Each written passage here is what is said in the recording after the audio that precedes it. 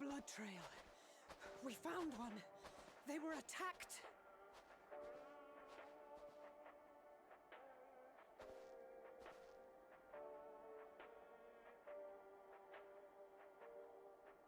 No.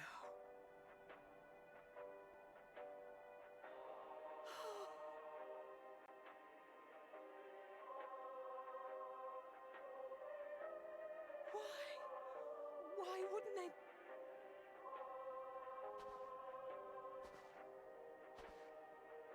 Safer to brave the wilds than trust in our magic.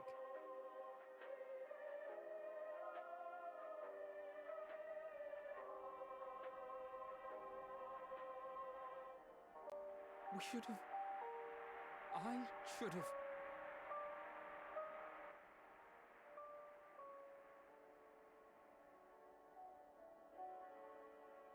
We can't leave them like this. We have to take them home. What if we're only making it worse?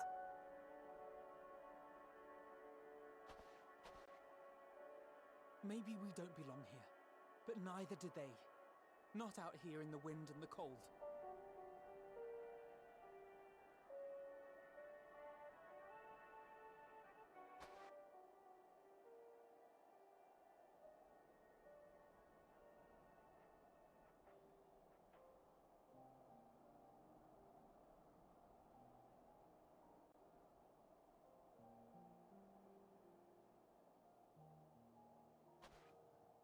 I heard the story about Varus's voice from beyond the grave. Of course, I didn't believe it, but Licinia and her sister did. Perhaps there is something to the tale after all.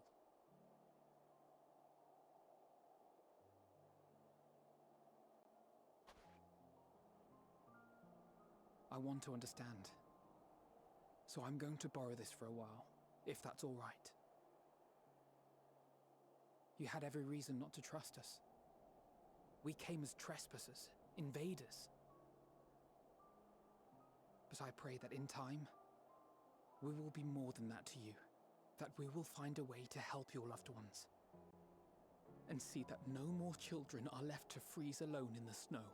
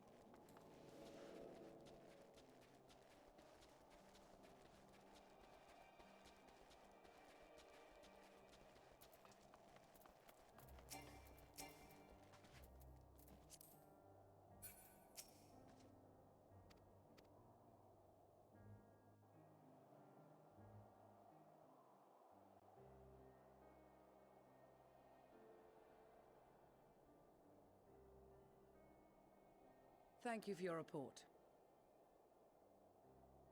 We shall inform the troops of these developments, and instruct them to proceed with the utmost caution should they encounter any survivors. Allow me to go and speak with the ones at the victor's spoils. They may be more willing to listen to a fellow Garlean and accept our offer of assistance. I pray you are right. And though I am loath to burden you any further, should there be an appropriate occasion to speak of Licinia and her sister, please do so.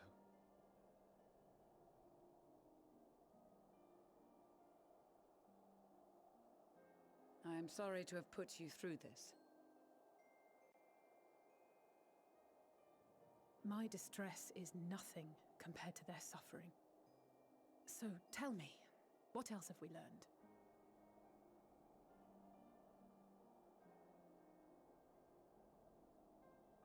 As you may have already heard, we have succeeded in curing the members of the Populares, Maxima identified.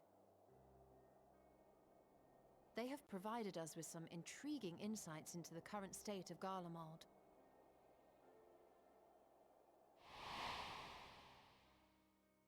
The assassination of Emperor Varus was the catalyst for the civil war. Nerva declared his claim to the throne, and his opponents refused to recognize it. Fighting broke out in the capital, where Nerva's Third Legion clashed with the First, who remained loyal to Varus even after his death. Of course, even Imperial warmongers would balk at the idea of turning their shining city into a battleground. Like burning down the wood to spite the wasps. Neither side would be so mad.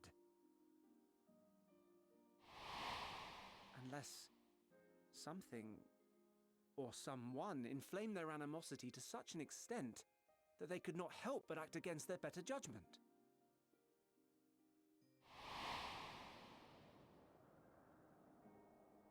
It brings to mind events at the Gimlet Dark, does it not? The Emperor's sudden withdrawal from the front lines, specifically. Nerva and his father, Titus, Varus's then political rival, took advantage of rumors that Crown Prince Zenos had been possessed by a demon. Elidibus, what better way to disparage your enemies than with the truth, or a close enough approximation? Indeed. But before their accusations could be substantiated, many of Titus's followers were silenced. While some were merely stripped of their status, others died under curious circumstances. One after another, suddenly and suspiciously. Again, Elidibus. Like as not, he had a hand in it. No evidence was found to implicate Varus, certainly. Nevertheless, Titus, Nerva, and the Third Legion would have judged it a brazen attempt by the Emperor to rid himself of his political enemies. And then, in the midst of this growing turmoil, Varus Sosgalvis is murdered.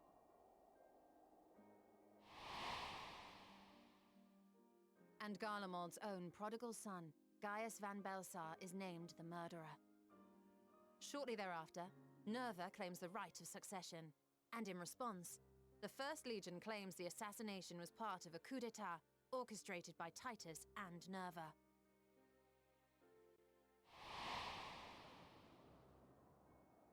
So no one is at fault, and everyone else is to blame. I should add that both parties received substantial financial backing, presumably to provide them with the means and encouragement to pursue a swift victory, and that these contributions came from the self-same benefactor. I'd heard House Brutus had been filling the Third Legion's coffers, but the First as well. It would seem so. Though the Populares determined that the First Legion received funds from a variety of organizations, all had connections to House Brutus. So Fandaniel, in the guise of Asahi, was playing both sides against each other the entire time. The information we gained from my friends does not end there. One night, shortly after fighting broke out, the capital was shaken by an immense tremor. From that point onward, they have no memories, no recollection of any events, including our clash on the Magna Glaciers. But when asked about the Imperial Palace and its bizarre transformation, they somehow recall Emperor Varys giving them orders in their dreams. May the Tower of Babel stand as testament to the glory of Garlemald. This sounds awfully familiar. We have something to show you all.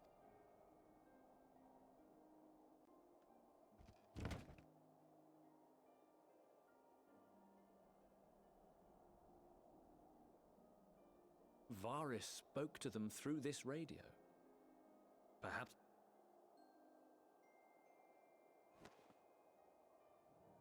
We are of one mind, then.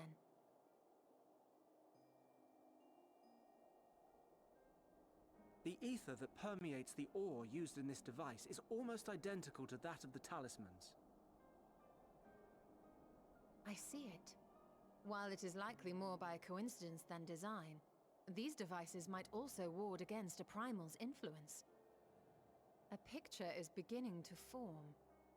If the tremor felt throughout Garlemald was a wave of ether emitted by a primal, then while those within range would have been tempered, those huddled around a radio desperate for news concerning the civil war would have been spared. No wonder Licinia kept it close. My friends, I must speak with you. A young man was caught trying to steal our supplies. He is a soldier of the Iron Men, we think, but one who has not been made thrall. Thankfully, Magni restrained him before blood was spilled. The stranger is outside, if you wish to ask him questions. I think we do.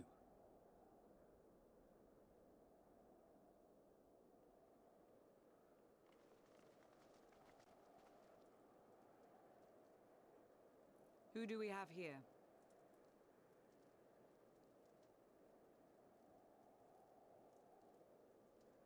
Garleans?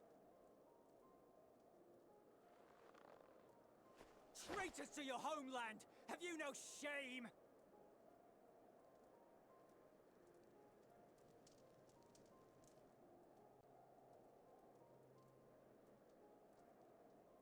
I am Lucia Junius, a Temple Knight of Ishgard.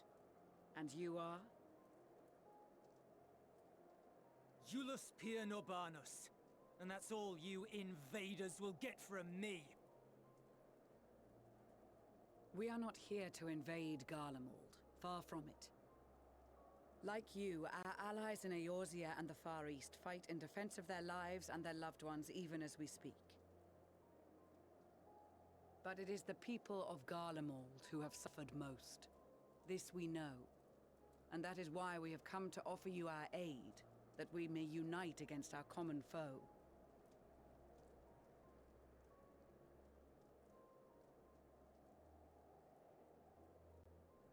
Whether you believe me or not, those are the facts. Now, answer me this. Why would a proud soldier of the Empire be reduced to stealing? The situation must be dire indeed for you to go to such lengths.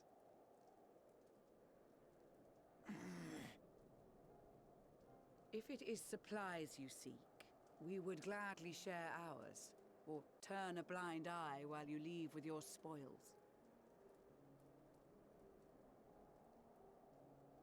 I will not negotiate. My commander will determine how to deal with you and yours. If you wish to treat with him, I will take you, but no more than 3.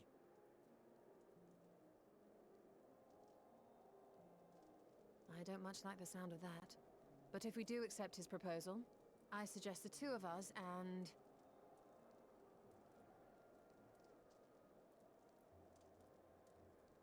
Please allow me and Alize to act as envoys. May I ask why? We have seen with our own eyes the hardships the Garleans face. How their futures and lives hang in the balance. It's not the warmest invitation, but it's an opportunity to prove our intentions true. Maybe not a chance to make things right, but a chance to make them better.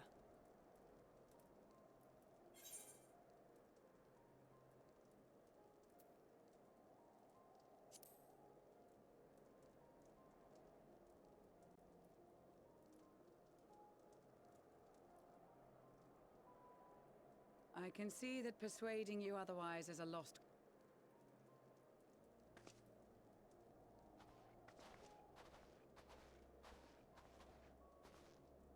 A couple of children and what?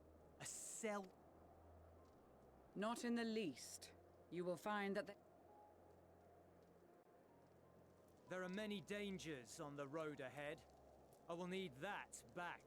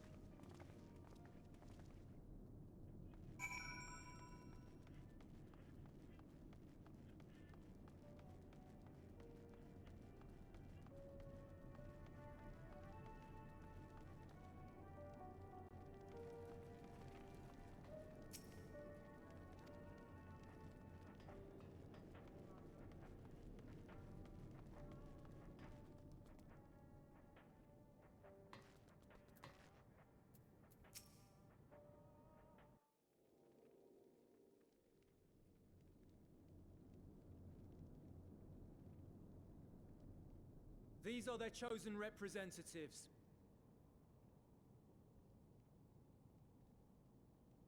Very well. Let us hear what they have to say. Yes, sir.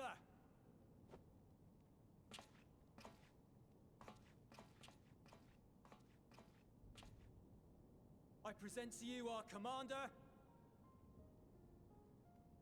Lord Quintus Vankina, Legatus of the First Legion. The first? I had no idea you had survived.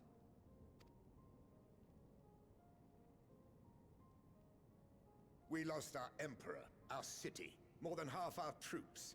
For my wounds, I may never take the field again.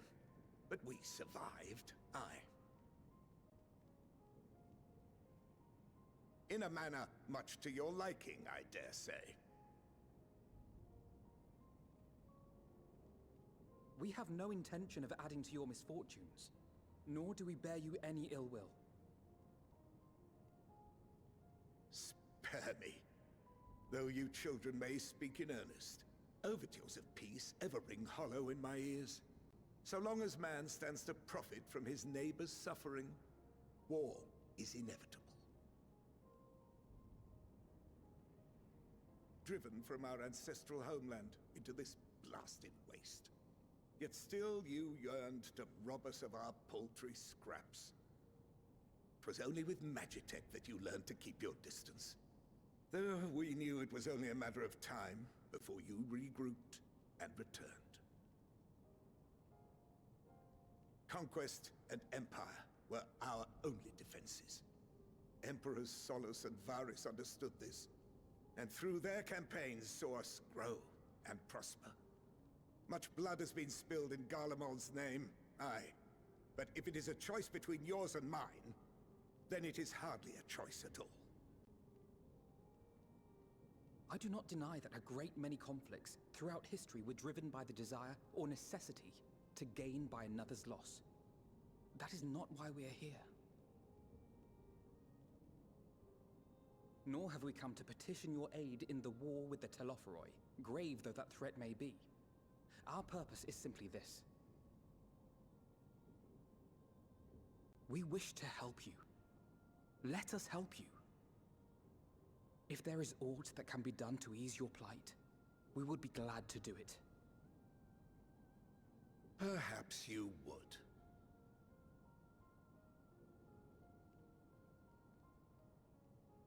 But regardless of the ideals you espouse, your leaders would not send an army into Garlemald. If we accept their aid, they will expect their efforts to be rewarded once the Telophoroi are no longer a threat. And after compensation and concessions, the great empire would be brought to heel. Her enemies rejoice at her... We won't stand idly by and let your people be humiliated. What I'm trying to say is, there are so many people who just don't care about making you suffer. And maybe that's almost insulting, after all the suffering you feel the world has subjected your people to, but... Believe it or not, that's the truth. And now we're here, and all we're asking is for you to tell us what you want, what you hope for. So much blood has been shed, so much lost.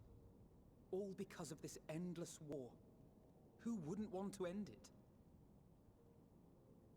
Can we not work together to face our problems as one?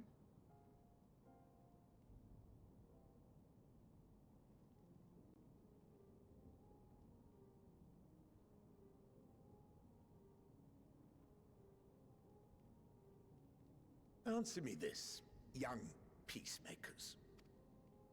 If a world without conflict is your desire, why Is it because we do not share your faith? That we do not share your heritage? That our ideals and virtues differ? That we cherish and hold in the highest that which Disparity is the root of discord, and peace built on compromise is flawed and fleeting. Happiness for one and all is a dream, and the reality is that to the victor go the spoils. That is why we Garleans will never submit nor surrender. For freedom and for pride, we will remain true to ourselves until the bitter end. That is my hope.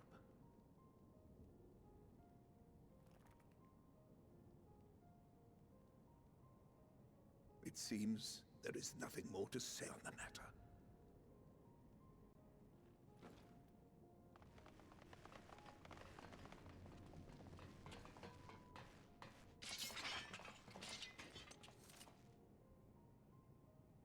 You will remain here while I decide what is to be done with you. Do not be alarmed. No harm will come to you if you cooperate.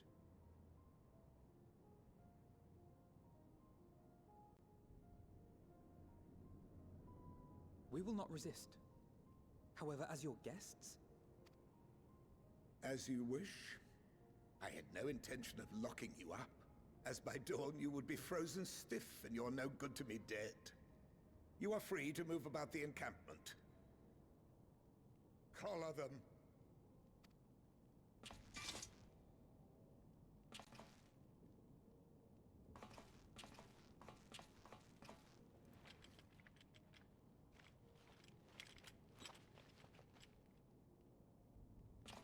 What are these?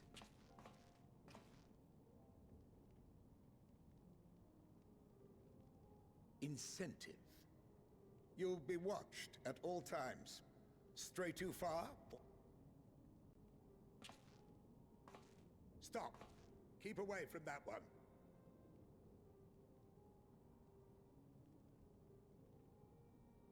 The champion of Eorzea is not so easily cowed.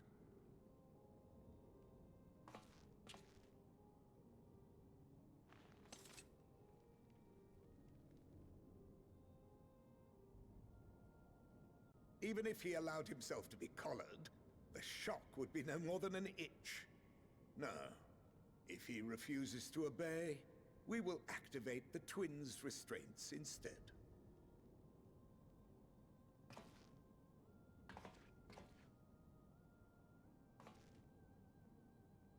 You needn't worry about us. We'll forget we're even wearing them soon enough. Even now, you still... Why go to such lengths? What is it all for?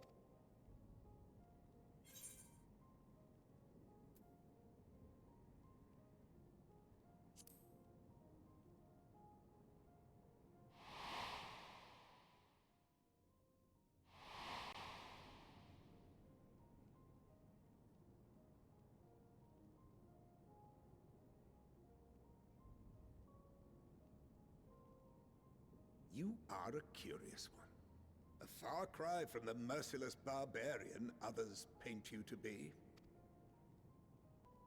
You will be their warden. Yes, sir.